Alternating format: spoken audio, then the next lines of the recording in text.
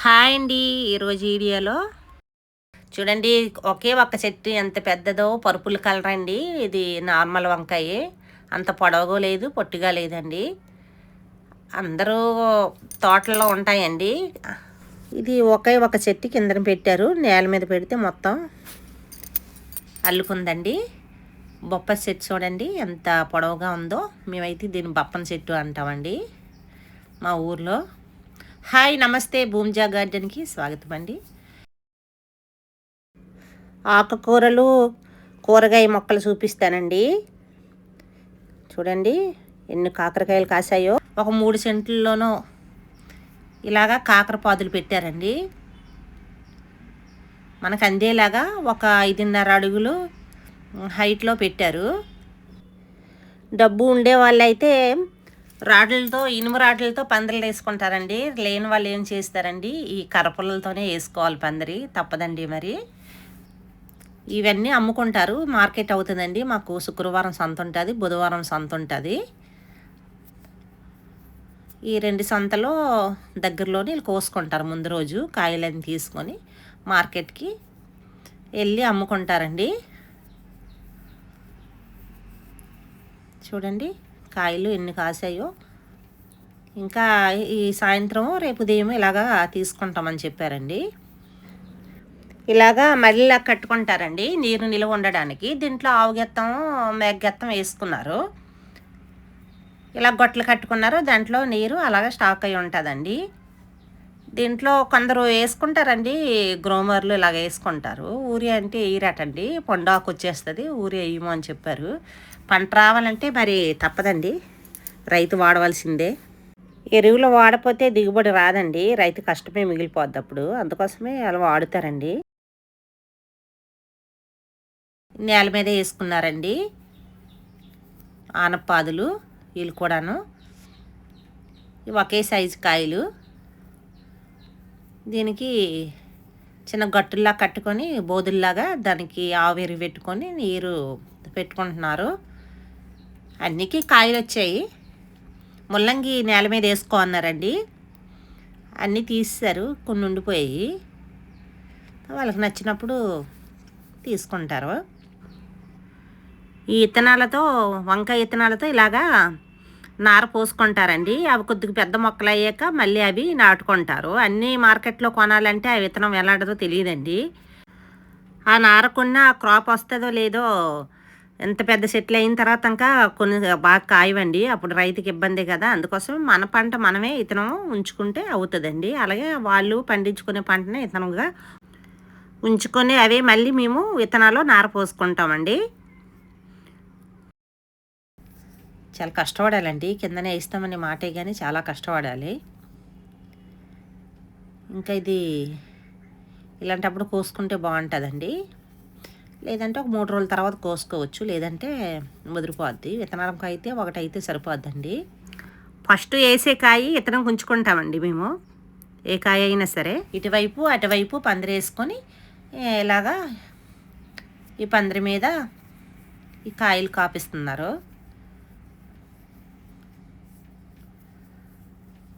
నీరు వెళ్ళడానికి ఎలాగ దారిచ్చినట్ల కాలువలాగా కట్టారండి, నీరు డౌన్ దిగడానికి.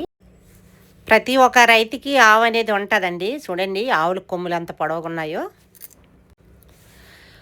కూర అంతా ముదిరిపోయిందండి, కట్ చేసుకున్నారు. మళ్ళీ చిగురులు వస్తాయి అనేసి నీళ్ళు పోస్తున్నారు. గోంగూర, ఇది ఎర్ర తోటకూర, ఇది కూడా ముదిరిపోయింది. ఇది బరబటి, ఇప్పుడే నాటుకున్నారు విత్తనాల్లో.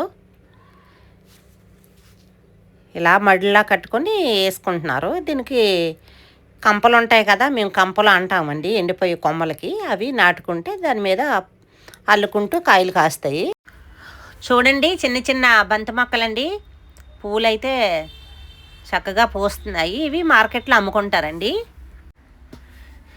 ఇవి 6 అడుగు ఉంటాయి, కొన్ని అయితే పెద్దగా పెరుగుతాయండి, 5 అడుగులు 3 అడుగులు పెరుగుతాయి. మరి సీజన్ లేదేమో, మరి ఇతనము ఇటువంటిదో తెలియదు. కానీ ఇవన్నీ చిన్న చిన్న మొక్కలే, కానీ పూలు మాత్రం నిండగా ఉన్నాయి, చాలా బాగా పూస్తున్నాయి. నారాయణమ్మ చూడండి చేతులు వదులుకుంటూ నీళ్ళు పట్టుకొని వస్తుంది. బాగా ప్రాక్టీస్ అండి, మాకు చిన్నప్పుడు నుండి నీరు మోయడం అన్నీ అలవాటే కదా. మేము బిందు పట్టి నాటడం మాకు అలవాటు తక్కువ ఉంటుందండి. బిందు వదిలే నడుస్తాం.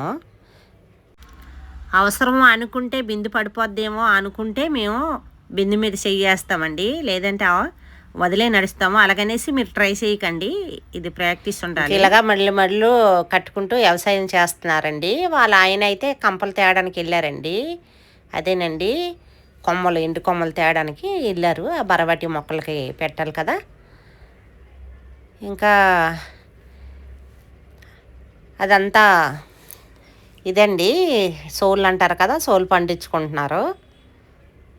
ఇంకా ఖాళీగా ఉండే ప్లేస్ అంతా ఏవో పంటలు పండిస్తూనే ఉంటారు. వేప చెట్టు ఎండిపోయింది, కోసుకోలేదు, ఇంకా అలాగే వదిలేసారు. ఇది ఒక కలర్ వంకాయ అండి, పరుపులన్నీ వైట్ రెండు కలిసి ఉంది. ఇవి కూడా పొడవ కాయలే.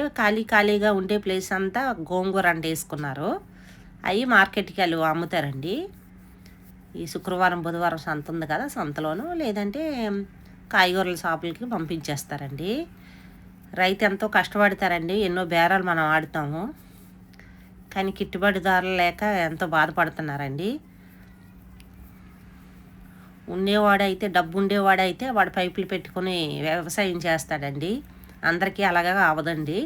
లేనోడు నీరు మొయ్యవలసిందే, బిందులతోనైనా కావులతోనైనా. ఇదంతా సోళ్ళు మళ్ళు.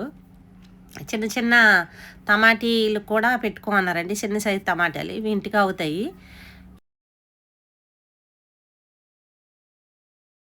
అది సీజన్ ఉండేటప్పుడు ఎక్కువ పెట్టుకుంటారు, కానీ కొన్ని వాళ్ళు టమాటాలు పెట్టారండి. ఇదంతా నార పోసారు, మిరపిత్తనాలు నారేసి అవి ఇంకా అమ్ముతారండి. మిరపకాయలు నల్ల మిరప. ఇది వీళ్ళు గుమ్మడికాయలు పెట్టుకున్నారు, ఒకటే గుమ్మడికాయ వచ్చింది. వీళ్ళు ఆనపాదులు పెట్టుకున్నారండి.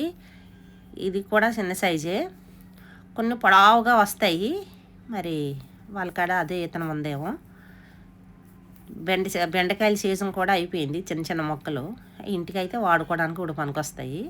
అన్నీ అమ్మేశారంట. ఇందులో అక్కడక్కడ జీడి మొక్కలు పెట్టుకున్నారండి వీళ్ళు. ఈ జీడి మొక్కలు పెద్దవైపోతే ఇంకా పంట రావడం అంత కష్టం అండి, పంట పండించలేరు. ఈ చిన్న మొక్కలు ఉండేటప్పుడు అయితే పంట పండించవచ్చు. ఇదంతా ఎర్ర తోటకూర విత్తనాలు వేసుకున్నారండి. మొత్తం తన పమ్ము కష్టపడి నీళ్ళు మోసుకుంటూ వేస్తున్నారు. ఇంకెలాగా తోటకూర వేసుకున్నారు. ఇందులోనూ కొన్ని జీడి మొక్కలని, మునగ మొక్కలు వేసుకున్నారండి. ఆ మునగ చెట్లు అవి పెద్దవైతే ఇంకా ఈ ఆకుకూరలు, కూరగాయ మొక్కలు పెంచడానికి అవ్వదండి, అవి చిన్న మొక్కలప్పుడే అవుతాయి. అలాగా మొక్కకి నీరు తోడుకొని వచ్చి వేస్తున్నారండి. వీడియో నచ్చితే ఒక లైక్ చేయండి, షేర్ చేయండి, సబ్స్క్రైబ్ చేయండి. వీడియో ఎలాగుందో కామెంట్స్ రూపంలో తెలియజేయండి. బాయ్ అండి.